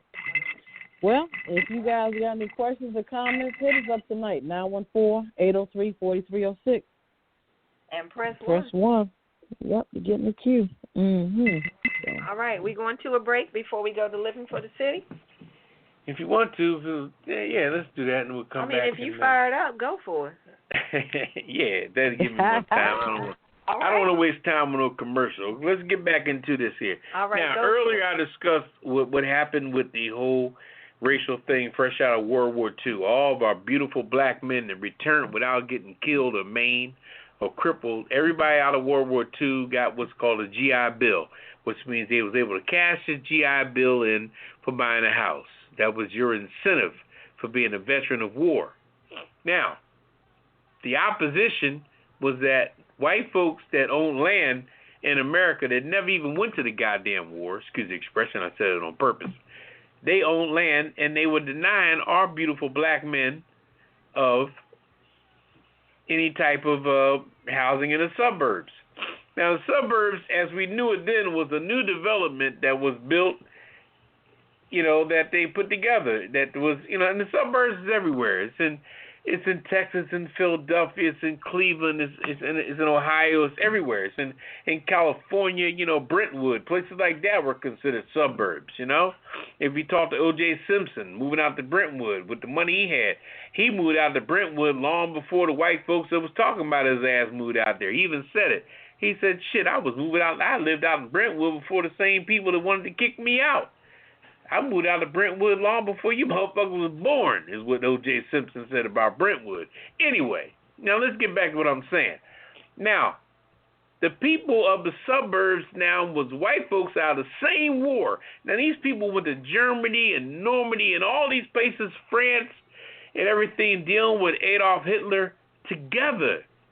But when they came back to the States, they had to live in different areas. The same white folks who went to war with this black man and considered him their blood buddy, carried them out of the ruins of Germany and every place else they fought. They had to live in separate areas when it came to coming back to the United States. Now, but here's the flip side of this. Now the white folks come from the suburbs and black folks brought their houses in the city, Philadelphia, wherever, Baltimore, all these inner cities where we are predominantly black now is because our fathers and grandfathers, this is where they settled. That's why we're settled there. That's where it begun. But here's the flip side on white folks, because God don't like ugly. Okay, now, what happened up in the suburbs? Shit ain't perfect. You ever heard of meth labs? White folks started coming down to the hood to get their little weed, their little cocaine, whatever they was into, because two things have been around since the beginning of time. Homosexuality and drugs. Been around since the beginning of time and will always be around. So don't get it twisted. So white folks had to come down the hill, and the suburbs is usually about 45 minutes away from the city. So they came down to get their drugs, and they figured, you know what? I'm going to make my own drugs. So that's when they started cooking meth in the garages. So you hear about people cooking meth in their garage. That's where the garage cooking started. It was in the suburbs. People started cooking amphetamines in their garage in the suburbs. Now, here's another thing that hindered white folks in the suburbs. When the husband traditionally left to go to work in the city because all the big buildings was in the city and he was the fucking boss, so he drove 45 minutes down into the city. And what was he doing when he got to the city? He was fucking his secretary, which was traditionally and noted and very much, prominent. The big boss was sticking the secretary. So what did the wife do when she found out that her husband was sticking the secretary when he got down to the city?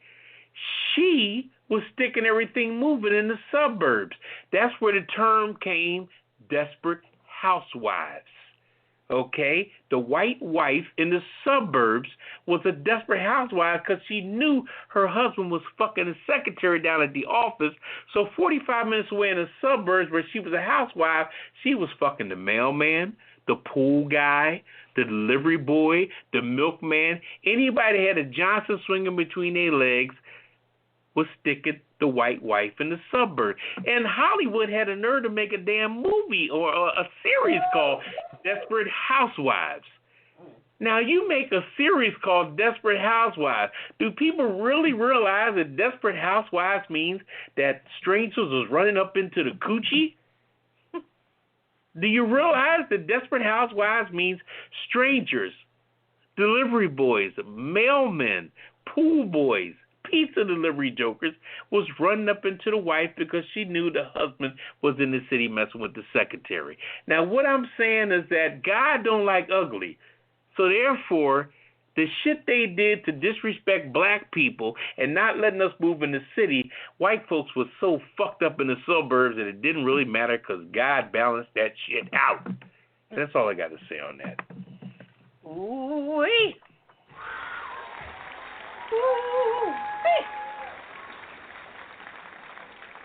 I'm going to leave that alone. Laid it down. You fill in the rest of the blanks, if you will. That's what they were doing? Okay. God don't like ugly. Okay. For sure. Yeah, I know that's right. Okay. I mean, you opened a whole new light, Papa, because while you were talking, I was reading up on this Bel Air Estates out there in Bel Air, Bowie. Interesting. I mean, he created a whole, like you said, you know, a whole city for them. Interesting. Oh, yeah.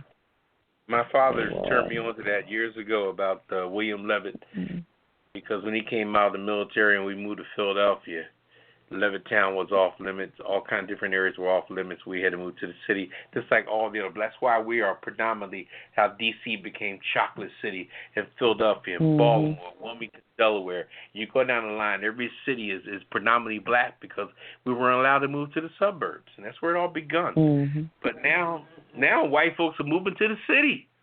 You know, they want to walk their dogs in the neighborhood. They don't want to live out there no more. They ain't trying to drive 45 minutes. Their grandparents drove 45 minutes. They ain't trying to do this shit no more. Please, there's more white folks in downtown D.C., please.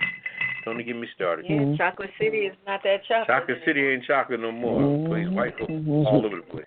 White chocolate, I guess. Yeah, white chocolate. Yeah, white chocolate. Yeah, white chocolate. Chocolate City is gone creamy. Yeah, white chocolate. Anyway. All right, where are we? Hollywood wrap up? Shall we keep rolling? Yeah. We got to regroup. Let's take a little CC. Let's regroup. Papa done got us rolling. All right. We'll take a quick break, and we're coming back with Ketel and the Hollywood wrap up on the Pajama Party Show. You're in tune to the late night adult pajama party right here on Blog Talk Radio. This is a production of DC Homegrown Entertainment. To share your opinion with the Pajama Party Crew, call us on 914-803-4306 and press 1.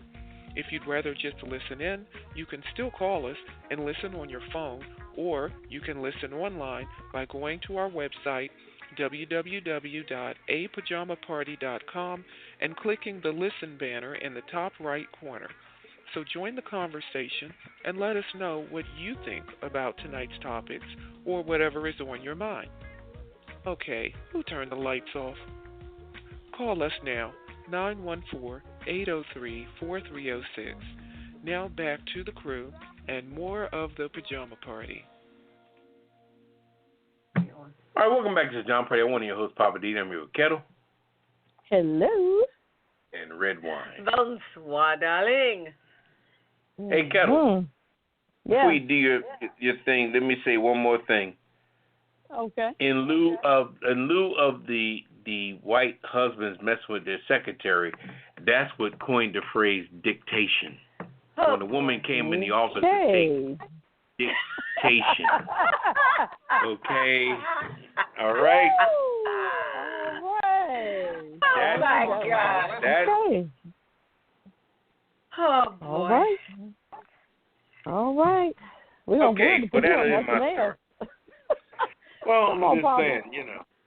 Okay, I'm done. All right. Hollywood. Hollywood. All right, there it is. Let's go, Ketel. Let's get the entertainment news for the week. All right. Malia Obama, she's only 22 years old. She is just graduating from Harvard. The former first daughter will join the writing staff of Donald Glover. He has a new Amazon project she's only 22 years old. She hasn't even graduated yet from college yet, but hey, he wants her. So I know she was doing some writing in the past, and apparently her writing has paid off. The series that Donald Glover is going to be doing is a large deal, the Atlanta Star linked with Amazon, titled Hive, and will reportedly revolve around a Beyonce-like figure. It comes courtesy of Janie Neighbors, who previously wrote HBO's Watchmen.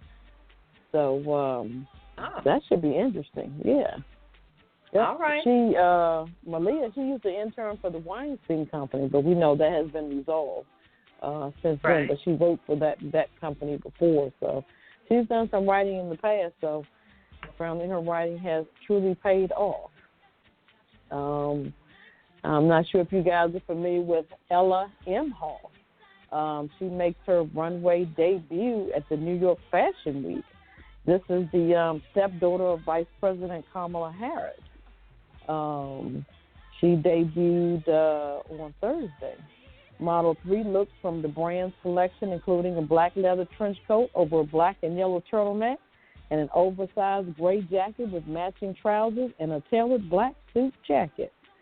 All right. She was looking pretty spiffy during the inauguration, so, hey, I guess they liked what they saw, so they said, well, why not? Yeah. Did not know that. Yeah, she also signed with IMG Models.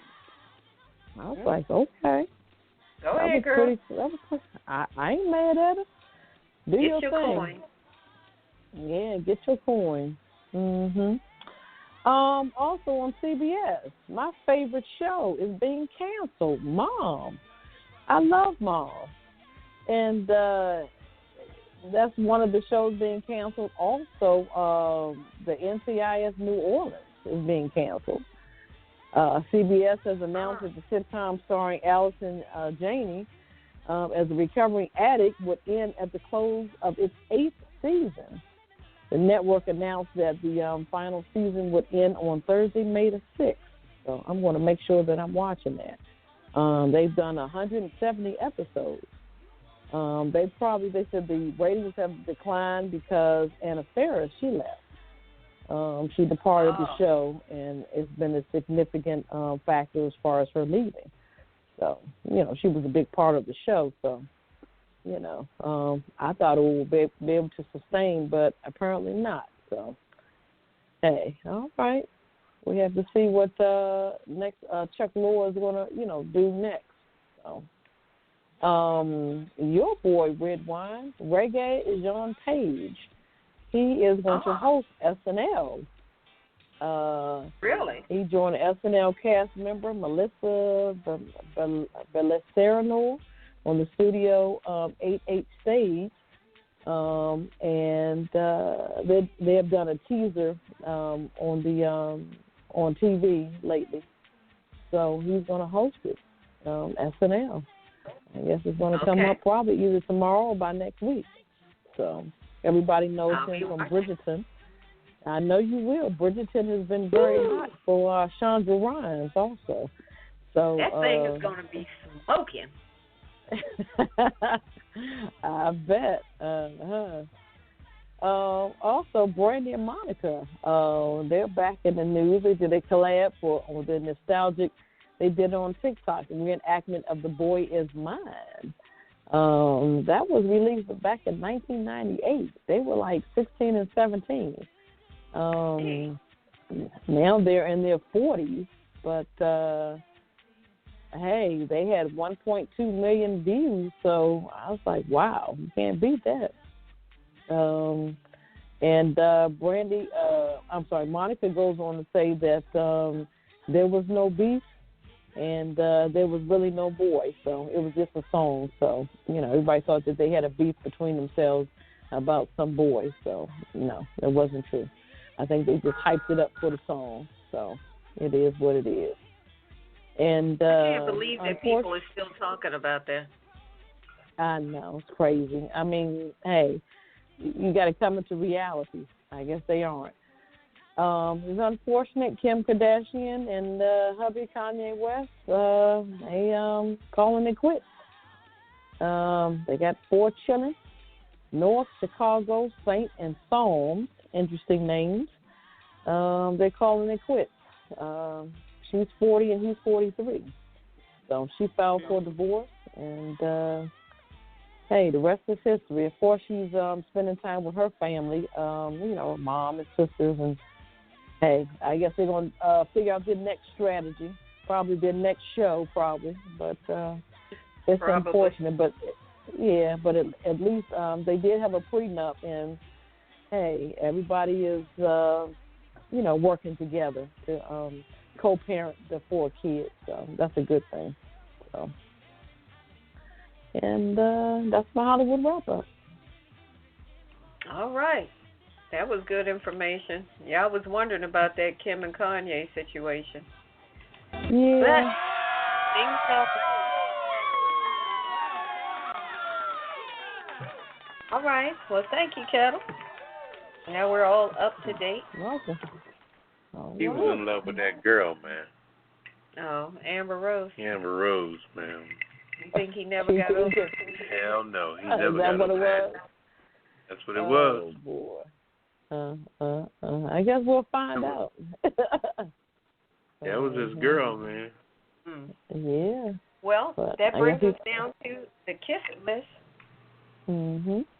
Poppa DD, can you tell the good folks what exactly is the world famous kiss it list? Kiss it list is a gathering of morsels, mere morsels that mortals that are, that did a bunch of crap.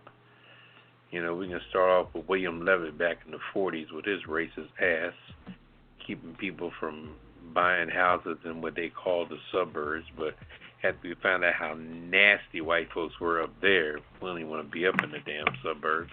The city was where we needed to be.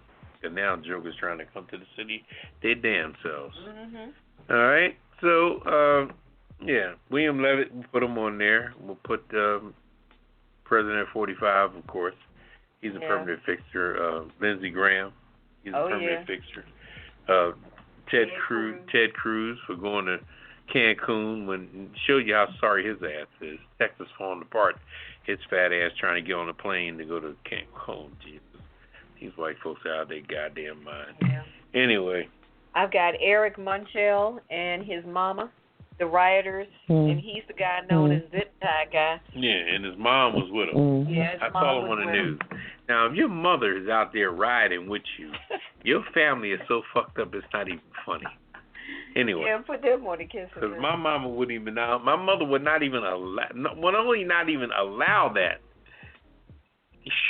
I'm going to shut up. Because, man, I tell you what, I don't even know where we got the title of black people being. Man, I was raised by wonderful parents that taught me to stay away from the bullshit. And these jokers out there riding with their children, shit, give me a break. And she's talking about I'm willing to die for my cause and what I believe in. Yeah, okay. Really? You think Trump's going to care if you die for MAGA? That's right. There's a casket with your fucking name on it, huh? Anyway. Also, we have those two deputies that killed that brother. Oh, yeah. In California that were allegedly jaywalking. And then they premeditated before they went over there and took them. Yeah, you over here deciding. Well, do you think he's jaywalking? What gives them the authority to be in the outreach? The outreach program is a very unique program, which means you're working with people that are down on their luck, and you need to proceed with caution. Right. Oh, yeah, and also we had two young girls in Florida. They're claiming now in Florida that the governor is giving that vaccine to white folks that are Republicans in there. That's what's getting. And also there was a couple of young girls who posed as senior citizens. These young girls were 30 and 35 years old. They had fake license and gray wigs. And they got their first shot. They went back to get their second shot, and they were flagged because they noticed that their ID was fake. So they said they need to get their second shot. But they was able to get their first shot. But these two, this is Florida now. Remind me to never move to that damn state, okay? Never, ever. Okay, these Governor DeSantis. Governor DeSantis, and he's up there giving everybody in West Palm Beach and all that, they're vaccinated. They're going through there like with a big old needle in the sky, just squirting out shit in the air. Squirting out vaccine. Open your mouth. Squirt. Okay, Papa. They're squirting shit in the air. Oh, my God. It's amazing. I'm telling you, it's amazing. Ted Cruz, him going to Cancun. Yeah, we got Ted. Yeah, that son of a bitch. Julie and Rodney Wheeler on the Weird News. We got off of this. Yes. Faking death. Yeah. Put those on the kiss it list. I got a few people, and this goes back to our customer service. I hate to put them on blast, but this is how I feel. Stockpile for not having a live person to talk to. Shit, I'm trying to get something resolved, and your ass can't pick up the damn phone. I'm talking to somebody back and forth on the damn computer. And it is. Also, Best Buy. Now, I didn't want to get into it, but we started talking about customer service. Now, the MF was at the door, excellent customer service, telling you where to go. You know, okay, I'm looking for some batteries. Okay, go down this aisle, to the left, to the right. But when I go check out, shit, I got to stand in the damn customer service aisle. You got people waiting on customer service people, and you got people ringing up at the same aisle. Yeah. I said, give me a freaking break. You must don't want my money. You gonna lose me. I'm not gonna go to that one. Go out there, unfortunately, with the suburbs and VA somewhere, where I know I can get some damn good ass customer service. Shit. Okay, that's it. Oh, and I got one more. If you're in school, these professors who tell you, well, you can email me anytime. I'll get back to you in 24 hours, and then they never respond, period. I'm about sick of y'all. You know, if a student reaches out to you and says, can you tell me this or help me with that, right, and you're supposed to get back within 24 hours, and then you just never respond. Wait a minute. Come on now. Wait a minute. Who put the 24-hour curtain on that shit? The professors. Isn't that a long did. fucking time? It is, but that's what they tell you. They tell you at least give me a whole day to get around to look at my email. Have mercy. So I'm like, all right, I'll give you the 24. But after like 4 or 5 days, you still don't respond? That's some bull. We're paying your salary with the tuition. I wouldn't buy that. You can't even reply to an email? 6 hours should be the latest. I'm not expecting them to be sitting at their computer. But if you say 24, then I expect 24. Call me back the next time you decide to wash your ass, which should be no more than 6 hours. Well, I ain't anyway. All right. Anybody else for the kiss and lick? I think that's enough. We had a long one tonight. All right. Well, we have a special award for this week's winners, losers on the kissing list. And here it is. Kiss my entire ass. Kiss my Irish ass. You better kiss my Irish ass. This world can kiss my ass. Kiss my ass. You can just kiss my ass.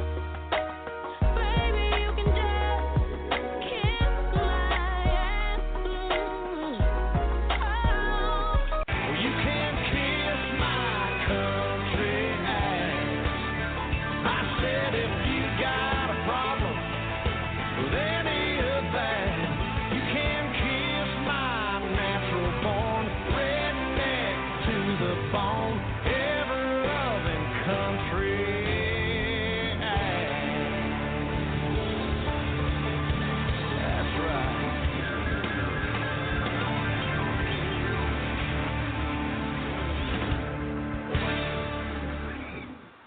Ow! All right, welcome back to Pajama Party Money. Who's Poppa DD? I'm here with Ketel. Hello. And Redwine. Bonsoir, everybody. Bonsoir. That was the Kissing List award for everybody on this week's Kissing List. All right. I think we have directed them properly as to what they need to do, and they should govern themselves accordingly. All right, we're down to the last word. I'm going to go to you, Poppa DD. What's your last word for My today? last word is don't be too enthused about moving to the suburbs. That shit's overrated. It's overrated, I'm telling you. Don't worry about the suburbs. Don't try to keep up with anything. And remember in life, you can't miss what you never had. And I mean that sincerely. You know, I mean, I think as people of color, we have been prone to understand that we were always going to be excluded. But sometimes the exclusion could be a good thing because you don't want to bask in an area that you really don't need to be in from the beginning. You have to understand what it is you need in this world. If you run plus on your gas, and that's what you put in your gas tank. If you run regular or high octane, then that's what you put in there. But don't make your choice. Make your choice and look at the gas level is a good barometer on how you want to live your life. You want to live your life on regular unleaded, plus, or supreme. And whatever you decide to live your life to, that's where you go with. But don't be bouncing around, because bouncing around is bullshit, because remember, your gas tank is real precious and you want to keep the right shit up in there. And I say your gas tank is a metaphor for your heart, your soul, and your life and your love. Keep it all in perspective. Don't bounce around to a lot of shit you're not familiar with. And don't hover with people that don't mean you no good. You know, I'm just saying, just, you know, be cool, man. Don't take your time, relax, you know, chill. Shit, this world is not, you know, this shit's a marathon, not a sprint. Take your time at it. That's all I got. Okay. Well, my last word is Texas, I feel for you. It's not the people's fault, it's the administrators' fault that they're in the situation they're in. When people, like Maya Angelou said, when people show you who they are, believe them. That's right. They told y'all back in 2011, when you had a cold freeze then, that you needed to winterize, you needed to prepare, because this could happen again. Global warming is a real thing. I don't care what you heard. I don't care what you read. It's a real thing. If you don't believe it, look at how you had sub-zero temperatures in Texas.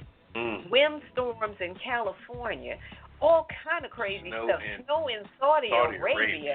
Okay. This stuff is not a joke. Camels. If we don't do something to reduce the carbon in the atmosphere, we're going to continue to have situations that are out of control. And we aren't going to be the ones to suffer. It's going to be our children and their children that have to pay the cost. So let's do the right thing. As Spike Lee said, do the right thing. Right. What's your last word, Ketel? Wow. We've covered a lot tonight. But my last word is customer service, customer service, customer service. If you feel like you're getting a disservice on, you know, either you're going in the brick and mortar or on the phone, but really the brick and mortar, if you're going in there, don't patronize them. There are other Best Buys and there are other places you can go to get batteries and different things that you need. Just patronize somewhere where you're going to be welcome. You know, the customer service is on point and the people on point. It's about people serving people. And I think we are losing that in this day and age now. It's just, you know, you don't have to tolerate it. If you're not getting the best service that you want to get and you want to be treated a certain way, you ain't got to tolerate it. So we all grown adults here, so if you don't like it, hey, just go somewhere else. Make a move. And and I just want to give a shout out. I just want to give a shout out to the people that are listening tonight. We appreciate you listening, and listen to us every Friday night. Appreciate you. All right, that's my last word. All right. Well, as Ketel said, shout out to the listeners. Shout out to everybody from coast to coast. I know this weather has just been topsy-turvy. It's been wild. You know, we've had sub-freezing temperatures one day, and then it's 50 the next day. Ice. The neutralizer. Ice is a neutralizer, boy. It's been crazy. Don't play with that stuff. So, yeah, do your best. Try to stay safe. This whole thing with the vaccine, I don't know what's happening with that. They got a lot going on. They need to simplify this stuff. Don't discriminatory that, because we all need a shot. We don't need to be. Let's just try to reach the herd immunity that they're talking about so we can finally move forward. We need some progression. Yep. Yeah. So I need to get my ass that's all, you know. Also want to thank our parent company, DC Homegrown Entertainment. And thanks to all of you. You know, we couldn't do it without you. And we appreciate that. So we'll do it again. 9 o'clock every Friday night, 9 o'clock. We'll be here. That's right. 9:15 CP time. I knew you were going to say that, Papa. And happy Black History. Happy Black History 28 days to do it. 29 on the leap year. So happy Black History Month. Right. Do something to celebrate and acknowledge all the ancestors and those who have done amazing, miraculous things, who have gone before us. That's right. And those who will continue to do amazing and miraculous things. And shout out to the Mars rover that they launched. They out there trying to find signs of life up there on Mars. Yeah. I'm not quite sure why or what. But they you know what? What that, got me was when everybody was cheering in that control center. I didn't see any black folks in that motherfucker. I'm like, wait a minute. You're not up there. They don't plan for us to be on Mars. like Richard Pryor said, they don't plan for us to be here. Wow. Anyway, we're done. We're gonna say goodnight and get on out of here, and we'll do it again next Friday night. Say goodnight, Papa. Good night, everybody. Don't worry about the suburbs. It's overrated. Okay. Say goodnight, Ketel. Good night, customer service. I gotta take it. Hey, good night. Good night from Redwine. Do the right thing. Climate warming. Watch that ice change. out there. Climate change is real. Yeah. Don't be deceived. We'll do it again next Friday night. We're out. Peace. Initiating shutdown sequence. Is it all over, Rock? I guess so. I bid you farewell, arrivederci, sayonara, and all that sort of cheers. Well, when you gotta go, you gotta go. Well, good night. Yabiko. Sana. I regret to announce this is the end. I'm going now. Good night, and good luck. Was it as good for you as it was for me? Now give me a kiss and say good night. Good night. Good night. Thank you. Goodbye now. Goodbye. Goodbye. Thank you. Goodbye. Thank you for attending our show, and good night.